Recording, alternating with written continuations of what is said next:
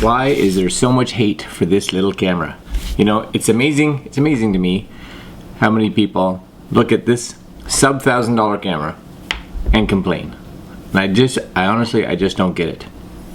So let's talk about it for a minute. Let's talk about it, you and me.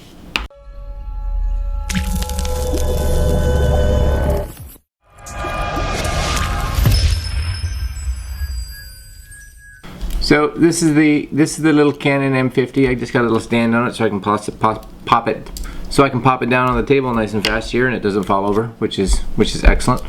And I can hold it like this if I so choose, which I like. One of the biggest concerns is a lot of people think this camera would have or could have been one of the ultimate little vlogging cameras. You know, it comes with a nice little lens. It's a 15 to 45 mil. It shoots 1080p 60. It shoots with a dual pixel autofocus, which is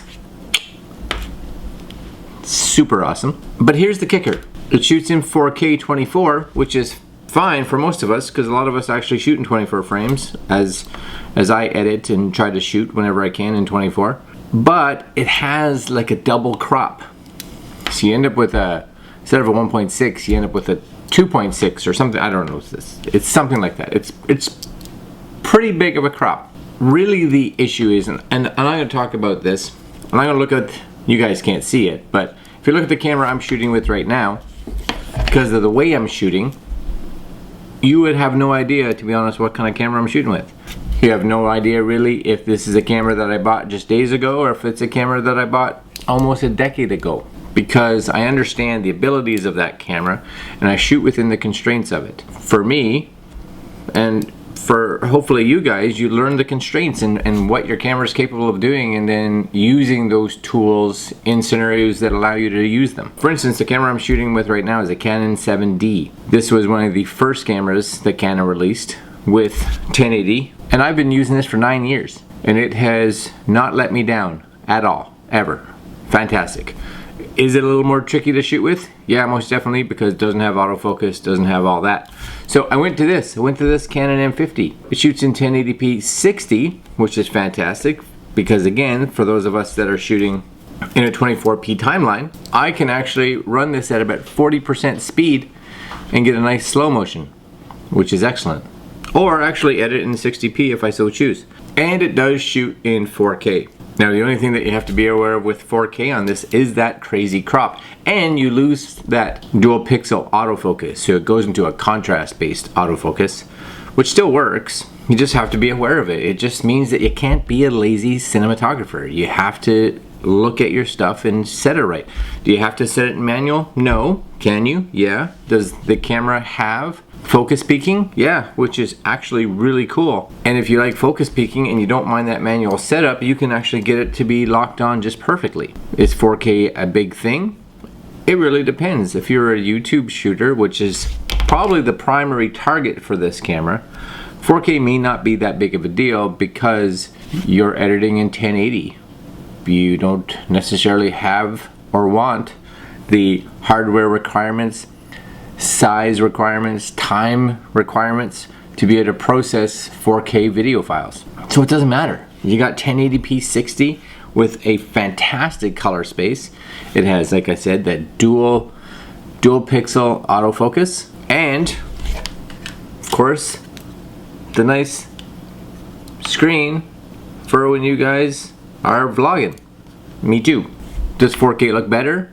If you set up the shot to shoot in 4K and you set it on a tripod, and I shot a whole bunch of stuff this past weekend in 4K and 1080 so I could see the difference, and I'm going to put some of that up here.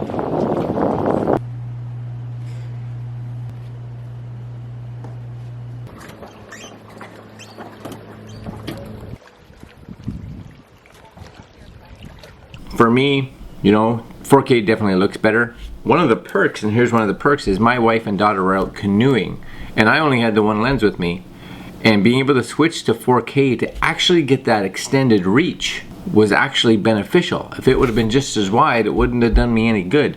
I could have cropped in a bit later, but I didn't have to. That was all handheld. So, you know, as long as you're fairly steady, or you put this on a gimbal, or you do something with it, you should be fine. Now, the one thing that I would recommend, and I've talked about this in a previous video, is I would recommend one of these, because it can be a huge asset, especially for those of us that have come from Canon before and some of the different EOS cameras. So this one's by Photodiox. This is an EF adapter to EOS M adapter. So this basically, here's a little 50, right? This, nice and simply, just goes on here